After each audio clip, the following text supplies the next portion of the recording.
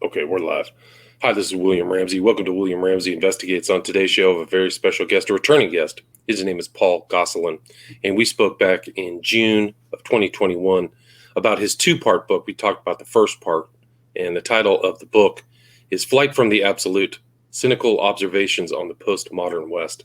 So today, we're going to talk about Volume 2, very interesting add-on to his original book. This book talks more about kind of critiques evolutionary thought and compares this kind of thought to what's happened in the 20th century with horrible events like the Gulag Archipelago, Solzhenitsyn, and the Holocaust and the Final Solution. But Paul could talk more about that. So, Paul Gosselin, are you there? Hello there. The first chapter of this volume 2 does get into some of the ethical issues that are derivative of the postmodern worldview, but the rest of the book gets into the issue of the theory of evolution, and I start off looking at this from the social anthropologist's point of view, as that is basically humans all over the world. I'll ask the big questions. Where do we come from? What are we doing here? How do we deal with this crazy world? How do we sort this out? And that's how these are the questions that worldviews attempt to answer. And worldviews can be, the traditional religions that have gods or goddesses or whatever. And they can also be materialistic ideologies that do not refer to any supernatural phenomenon or anything of that sort, but they attempt to sort out. So these are ideologies that are derivative from the Enlightenment and more recently postmodernism. So basically humans are all stuck with these questions, and if somebody is working within a materialistic worldview, then you still need an origins myth to provide answers to the questions, where do we come from? Because the answer to the question, where do we come from, will affect everything else that you build on that. So, Right. These are very critical questions, and they will have influence about how you treat your next door neighbor, or how you deal with life, and how you deal with relationships, and many how you build up a system of law. Right. If you recognize people with rights or not, or if you determine if your ideology determines that certain people don't get rights. So these are very, very critical issues. And I think that your book talks kind of like the Enlightenment brought in science, right? Well, the thing is, I have to make this a little bit more precise. Is that in my view, the Enlightenment should be looked at as primarily a ideological religious movement. In other words, it's basically trying to form worldviews. So you have a number of ideologies that are derivative from the Enlightenment. You have Nazism, communism, Marxism, just the Marxist theories and things of that sort. And there's all kinds of other stuff you can put in there, but they're all attempting to, they're building on the Enlightenment's view. That one of the central questions also that religions attempt to answer is, where is truth? So when you're building a worldview, well, you have to have some sort of authoritative basis for doing so. Otherwise it's just everybody else's opinion, and you can't build a society, you can't build a civilization on that basis. So the Enlightenment was basically an alternative, or was competing with the Judeo-Christian worldview. And so the answer to that question from the Enlightenment's point of view is, okay, science and human reason is the most authoritative discourse. So that's where you find truth. So that's and this, of course, leads us to the inevitably when they're answering the, attempting to provide an origins myth, well, they need a materialistic origins myth. So this is where you bring in science as an answer. And I have an interesting quote here from Richard Dawkins. Okay. So in the first stage of the Enlightenment, there really wasn't a materialistic response to Genesis. So there were people prior to Darwin and prior to guys like the French. Anyways, there were other people that had made attempts to make materialistic origins myths before Darwin, and so Richard Dawkins makes this comment in The Blind Watchmaker. He says, an atheist before Darwin could have said, following David Hume, I have no explanation for complex biological design. All I know is God isn't a good explanation. So you must wait and see and hope somebody comes up with a better one. I can't help feeling that such a position, though logically sound, would have left one feeling pretty unsatisfied. And although atheism might have been logically tenable before Darwin, Darwin made it possible to be an intellectually fulfilled atheist. So Right. I would correct or paraphrase that last sentence that Dawkins says and change it rather to Darwin made it possible to be an ideologically fulfilled atheist. In other words, having a satisfying or plausible answer to the question, how do you get the complexity of life that we see all around us without an intelligent agent? So that's what Darwin and people like Buffon, they call him the Buffon, were attempting to do and provide this answer. So this is what Dawkins is talking about is actually not a scientific issue. It's an ideological issue. It's finding an answer to the question, where do we come from? Right. And I would claim that this is the theory of evolution's primary function. This is not something that is secondary. This is what Dawkins here is talking about, but this is the primary function is actually ideological. So this is really central to what I'm talking about in this book. And I provide material from social anthropology and a lot of material from that.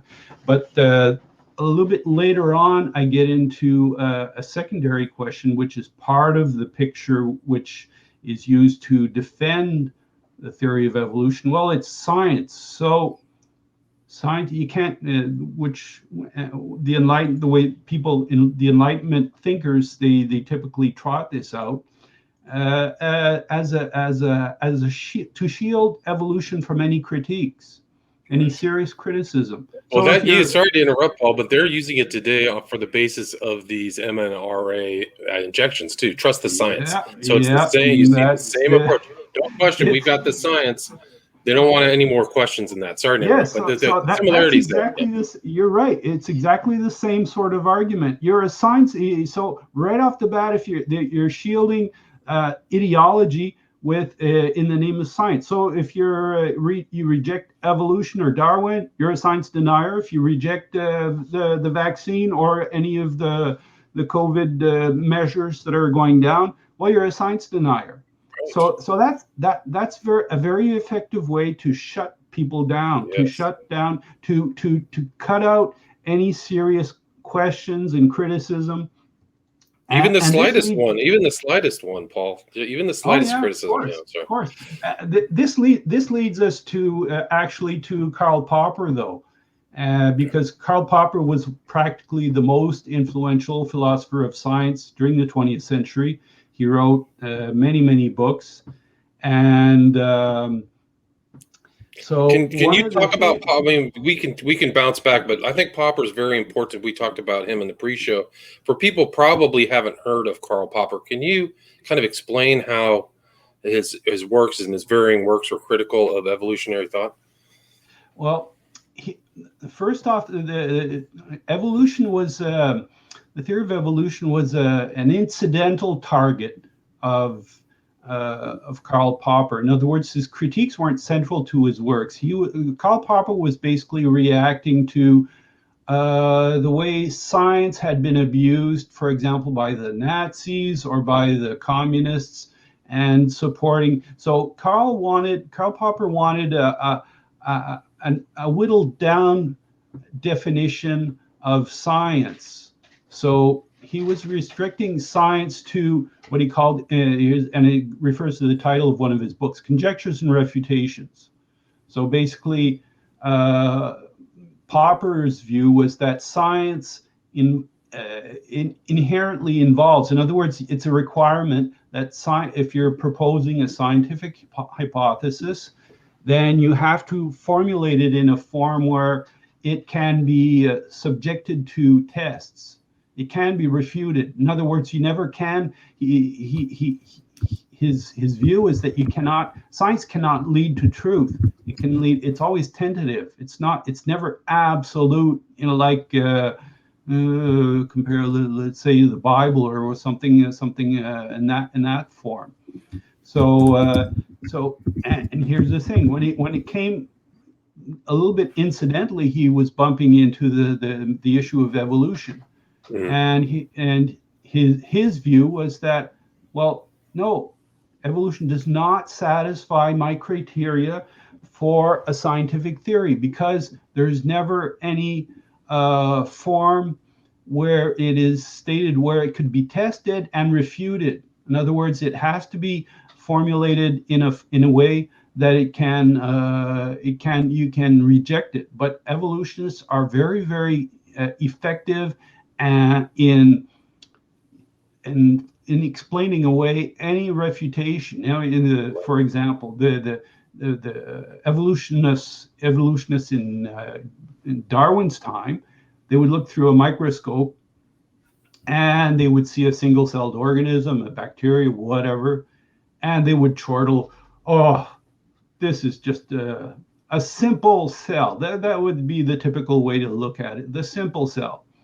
But now when we look at a simple cell with all the experience we were developing microbiology, we've been looking at them a lot more closely, and we see the humongously incredible complexity of just a simple cell. And think about it, compared to one of our top of the line supercomputers that are able to do petaflops of calculations per second, and which are pretty much the top of human intellectual capacity right now. It's the summit of science and technology, what we have right now. But you take one of these supercomputers, and a simple cell can beat them anytime, because a simple cell is capable of creating an operating and functional copy of itself with no other help from outside. Just using its own internal programming, the simple cell is able to do that. Hyper complex. And if you look at his drawings of cells, Darwin's drawings of cells, they were rudimentary. He had a very simple understanding back in the 19th century. But also Popper juxtaposed the so-called law of evolution with the law of gravity. So you could say the law of gravity is provable by anybody, but the so-called law of evolution is not. So I'm just adding to that. Well, here's the thing, though. When Popper was looking at, he had certain objections to natural selection and things of that sort. But the main issue that Popper had is that the whole matter of origins is outside what science can. You can't do any experiments on the origin of the species or the origin of birds or bacteria or whatever. there isn't any scientific. We have, for example, if you want to look at something very small, you have a microscope. You want to look at something very far away, you use a telescope, and et cetera, et cetera. You want to use you need something to explore inside the human body. Well, you have MRI scanners, but there is no technical means to explore the first events. These are unique events. Science has to do with repeatable events. For example, gravity. I can get my car keys out of my pocket and I can drop them on the floor and I can have this filmed, and we can observe the acceleration, and you can take your own car keys out of your pocket and you can repeat my experiment, and you can see if I'm spouting nonsense about the acceleration of my car keys, or you can confirm, yeah, they do accelerate at that speed. And we can do the same for water boiling in a pot on our stove. Verify water boils at 100 degrees centigrade.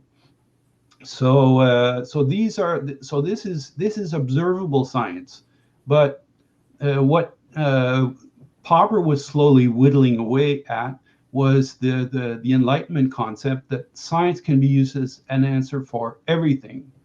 Right. So this guy, of course, when creationists and critics of evolution began quoting Popper on this, this began to there was pressure put on Popper to shut up, or to perhaps make some statements, Right, fall in line or something. Yes. So just to show that he was playing by the rules and everything. Right. So I have a chapter. I'm not going to give away all the details in that chapter, but basically there was an article that Popper finally published. Supposedly, the consensus is that Popper recanted his views, his critiques of evolution. So he decided to play by the rules and be a good boy, and but I present detailed evidence that contradicts the consensus view about what Popper really felt about evolution, and whether he quote unquote recanted his views. So. Right. But he called it kind of a religious view. It was a metaphysical research program, right? So his view was to forward a metaphysical worldview, and it's a theme in your book. There's origins or myths that we all rely upon to kind of operate, and like you say, it affects everything, our full worldview, whether you're just a pure materialist or else. Here, while I won't cover all the details about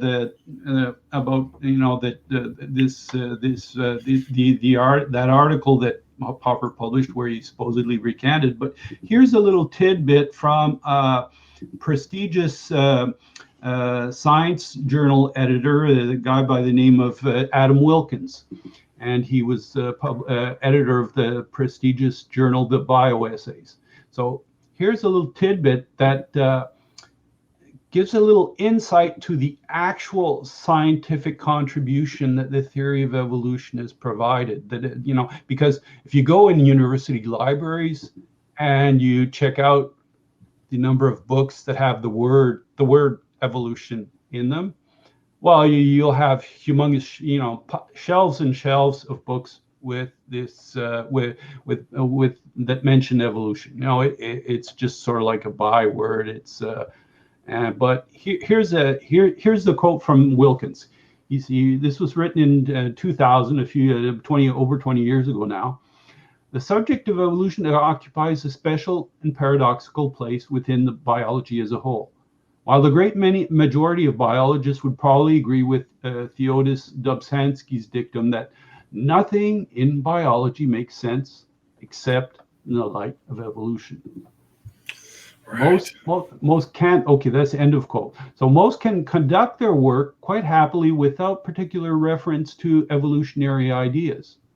So evolution would appear to be an indispensable unifying idea, and at the same time, a highly superfluous one. So no, it's incredible. This is rather shocking because the scientific productivity of evolution is, well, I'm putting this in a nutshell. I'm not. These aren't Wilkins' words, but basically he's saying that its scientific productivity or fruitfulness is zero. So the reason why so many people quote have the word evolution, especially biologists, why they constantly have this, is more for ideological reasons, more for just showing that they're part of the pack, that they adopt the dominant worldview. But the actual contribution, if you compare this evolution, for example, to Newton's classical physics, well, Newton's classical physics allows us to put satellites in orbit, and well, relativity comes into this too, of course. But you know, the Newton's classical physics allowed us to get men to the moon and also bring them back, which is usually considered a good idea. So there are real, there's real fruit that comes from real science that is based on real observation. And one of the sidelines of evolutionary theories is you may run into sometimes is what they call order from noise. And the order from noise concept is that if you have it's related to the question, how do you get order? How do you get information or the programming? Well, we have to face, for example, the whole issue that there's programming or living organisms. There's all kinds of programming for all kinds of, there's mechanisms and things of this sort. So how do you get that? So one of the proposed solutions is order from noise. You just have enough time. Time is the magic wand, of course. Lots and lots of time, and eventually you'll get order. It's it's viewed like like the tooth fairy. The tooth fairy will come and do her thing, and so it's time is viewed as sort of like a magic wand that will bring about any desired result. Right, but, it really is incredible. But here's the thing: if this really worked, okay, if the order from noise principle, which you see in very high flung theoretical evolutionary biology journals, you'll have this in very the elite evolutionary journals. They'll be talking about stuff like there were some French biologists too that were putting this out. But here's the thing: if it was actually something that could produce real results, well, you would think that, for example, Bill Gates would fire all his programmers at Microsoft and use this principle to develop the next version of Windows. You get order from noise. Well, if it works, then why not use it to get some practical results? But I don't think that programmers at Microsoft have to worry too much that that they can get actually programs without programmers. Which right. But the whole theory of evolution in its modern version rests on this idea that you get programming without a programmer. So. But I mean, it's incredible how they really have taken over science with the theory that has so much cultural impact, but the science of it, the actual real science that they claim, isn't provable. It's not. You can't objectively prove it, just like Popper said. Yeah. It's really incredible. I mean, and one of the other interesting elements of your book is like the consequences of this ideas upon man as animal in the animal kingdom. Can you talk about kind of this, how the Judeo-Christian view is that man in the animal kingdom is different. In the Darwin view, you can learn about man from the animals, right? Which was very kind of new thinking, and really started after Darwin, right? Yeah. That is entirely true. Well, because when you throw out the creator, you're also throwing out the lawmaker, the one that makes the rules. So you basically, for example, when I was in university, still doing my social anthropology studies, often we would have in classes where there was certain discussions about human sexuality. You would have authors throwing out things like, well, we see certain organisms like I don't know, the penguins, or certain penguins put up with homosexual activity, and since we're animals, then Right. logically this defends, then this is a good justification for we're just animals after all, so why not put up with humans homosexuality. So, Right. but here's the thing though, if you open this door, then you're stuck with following it logically to its consequences. And for example, one of the issues that comes up, well, okay, there's all kinds of very strange behavior in animals. If that's your only line of moral thinking, well, then, for example, in polar bears, when the males come out of hibernation and they run into their offspring that the mother is not paying too much attention, where the male polar bears can cannibalize the small polar bears if they're needing they're needing a Right. snack or something. So there's all kinds of behavior that we can run into in the animal world, and if we're only cut and paste, we're just pick and choose which ones are useful to our present ideological needs. But the whole, just opening up that principle, you can take it anywhere. Right. Well, you could go It's if there's arbitrary. right. If we're mans and they're animals, you mentioned you could be bestiality. What does it matter? Transspecies sexuality, all kinds of strange things. If we're all animals, and then if we're animals, then you can be treated completely different, right? So any kind of Yeah, yeah. yeah, Well, the other significant issue is that in the Judeo-Christian tradition, man is viewed as unique. Man is seen as made in God's image. So man has value for that reason, not because he has a PhD, not because he has $1 billion in the bank, not because he can beat your face to a pulp, because he's got biceps like Arnold, or what Arnold used to have anyways. So each human is seen as having value for that reason, and requiring respect for that reason as well. So this is the basis for our political rights and our right, religious freedom, or the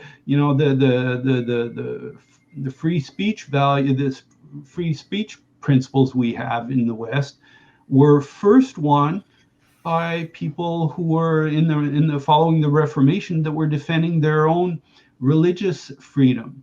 right, So there were the early Reform people, beginning with the Lutherans, then later on others, dissidents, were because the general form of religion in the West was previous to that was, well, the king is a Catholic or a Protestant, so everybody else has to be the same. So that would be the typical form, if it's also the typical form in Muslim nations too as well. So there's very little tolerance for any ideological or religious deviation within Islamic nations where Islam is dominant. So, but the reformers recognized that no, humans have to be free to follow their to make their own decisions personally, and so and a number of them paid for this demand to break from the meddling of the state for religious matters, and this was the basis later on for the forming of political parties. People could have different political views, but this was initiated. The ground was broken because of people fighting for religious freedom. Right. And then you could just juxtapose that. You mentioned Solzhenitsyn in the book and some of these other atheistic, materialistic places like the Soviet Union, where those values were not really valued. They weren't real values. The individual wasn't valued, and free speech wasn't valued, and the person is almost just like an animal. And also that whole, we can talk about the theme of scientism and science. I think Marx's presumption was that he was perfectly scientific. It was a scientific eventuality that the whole world would be communistic. So they had that certainty, and that justified incredible abuse. Those two ideologies, both Marxism and Nazism, were both very Darwinian in their outlook. For example, both of them, at the heart of their ideology was this idea of survival of the fittest, whereas in the case of the Nazis, well, it was survival of the fittest of the Aryan race. So this was a racial view of survival of the fittest, and of course, the ones that were on the losing side had to be gotten rid of. And in the case of Marxism, though, it was survival of the fittest of the social classes.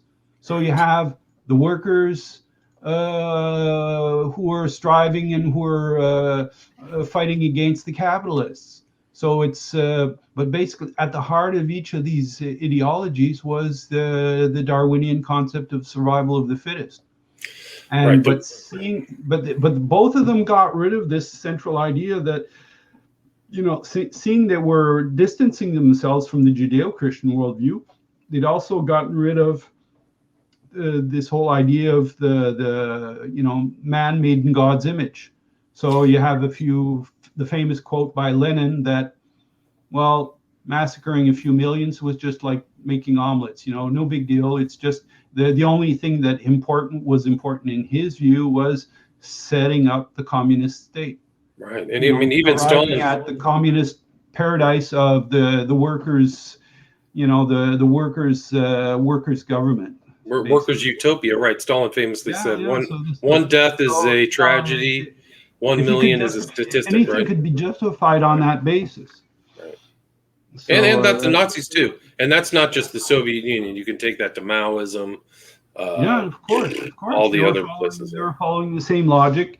And but here's the thing: in our own time, with our postmodern elites who are presently in power, these people also do not recognize the concept that man is made in God's image. They don't. There's no accountability to any creator or any higher law above them. So where this translates, of course, is the whole either at the beginning of life with the whole issue of abortion, where kids are without value because we've determined that a child in the mother's womb is of no value.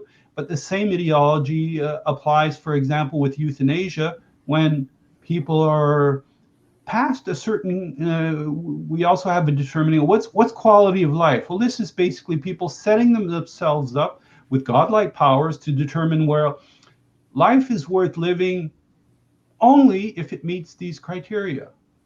Right. And that is basically what the Nazis were doing too. With the whole, of course they had a racial definition of, life, the meaningful life in their case, but still our postmodern elites are giving themselves godlike powers to determine, okay, past if you don't meet these requirements, then you can be discontinued. Right, and you just see that coming around again. You see it coming through the Nazis and just the massive purges in Soviet Union to the present. This idea of euthanasia, that's really kind of taking over a lot of the world. I mean, I think euthanasia is legal in the Netherlands or Holland or something like that. But and it's being set up in Canada. It's maybe it's but in Canada there's a lot of the medical institutions, the medical associations, the ones that runs the medical system. The ideology is powerfully being pushed through, and it's just it's being cranked up incrementally, though. That's the when the Nazis came into power, things were a little bit brutal and in your face. But we have the postmoderns have learned a few very critical lessons from the Nazi experience and the communists, is that when you're exposing your ideas openly, well, this will allow your enemies to organize and attack you. So the postmoderns are very behind the scenes. They're using government institutions. They're using educational institutions. They're not laying out their cards on the table. The Nazis, for example, had Hitler's Mein Kampf. So if you wanted to look at the Nazi program, you just had to read Mein Kampf, and you would have a pretty good idea where they were going. And the same with the communists. Well, if you wanted to know what the communists were what they were intending to do, well, you read the Communist Manifesto or Marx's writings. But the postmoderns have avoided all this. They've just pushed their ideology through. They don't lay their cards down on the table. So it's more difficult for their adversaries to organize, and it's harder to get a grasp on where things are going, where they're taking the current events and everything. Right, but I do see that the gist or the arc of your book ties into the present state, where you see these people who are making the laws of nature again, whether the science of this pandemic, and they're the scientistical leaders, their science is correct, and they're making massive changes. I mean, if you look at Australia, I think they had like 1 death a week from COVID, and they're shutting the whole country down for science. So, and you have strange things happening in Canada and the U.S. actually. They seem to be attempting to bring a Chinese surveillance state into a democratic regime. So they seem well on the way to doing that. And it's coming in the States. It's pretty chilling. But Canada, my personal impression is Canada's just a few steps behind. We're not quite there, but presently, for example, not being vaccinated, I can't even visit my parents in an old folks home. Being vaccinated. So these are these are very, very practical, down to earth issues. It's not. I don't travel much, but so I'm already. Pretty soon I won't be able to take a plane and leave the country if I felt like it, or travel or whatever. So these are very practical issues. Very practical issues coming from your book. And I mean, it's really so much information. There's tons of information on Popper. I would recommend people just read that section on Popper. So important. And also the kind of like what you have to do, the kind of struggle session to get through, some of these groups' ideas, because we're headed there individually, in my opinion, sooner than later. Paul, where's the best place? I know your website is samizdat.com, correct? Right. And then your book is the best place at your website, or is it Amazon? Both are good. That's pretty much irrelevant. You can get it through Amazon. It's available there too as well, and a lot of other secondary resellers that rely on Amazon. So it's that's a good way to do it. And you post often, don't you? Have a blog, or is it on your website where you're posting a lot your articles? Is that right? Yeah.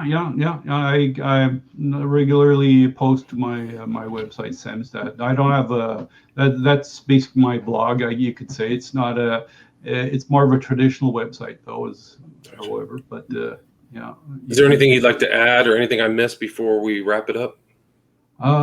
Just one little parallel, one link between the book and the present circumstances is that regarding how science is being used, is that Popper was when Popper was talking about science, one of the essential elements for him was that science required debate, real serious debate. For example, if the present debate about either vaccines or the COVID restrictions or all this were conducted, if the same principles were the governments are applying right now to the debate about these issues was applied when, for example, Einstein was coming on the scene and bringing his theory of relativity to the fore.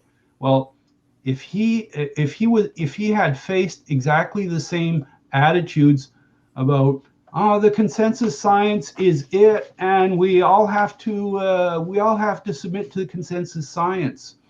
Well, Einstein would have never been able to get his theory get a hearing because the consensus in his time at the beginning of the 20th century was, well, Newton's classical physics are it. It's the consensus. So why fight the consensus?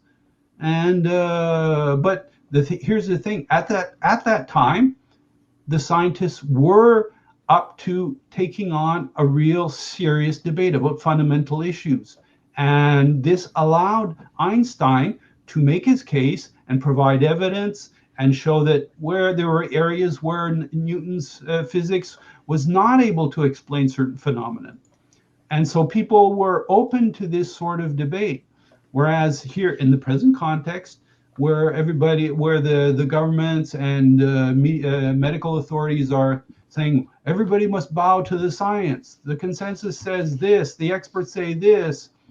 Well, that does not meet Karl Popper's requirement for science. No, so this would be anathema to Popper. You basically you need open debate to have any real science. And if you're denying that, if you're cutting that out, then you're not doing science. You're doing ideology, you're doing politics, but you're not doing science. Right. That's so this important. is really central right now to what's going down and the way the debate is being carried. Well, actually, there's if Google and the CDC were had power, absolute power, well, then there wouldn't be, everybody would be shut down. Right. I mean, I know people have already been shut down for other issues, but that's a great way to wrap it up, Paul. So again, the author's name is Paul Gosselin. The title of the book, it's a 2-volume, is Flight from the Absolute, Cynical Observations on the Postmodern West. Thank you so much for your time. Thank you very much. All right, take care, Paul. Bye-bye. Stay there.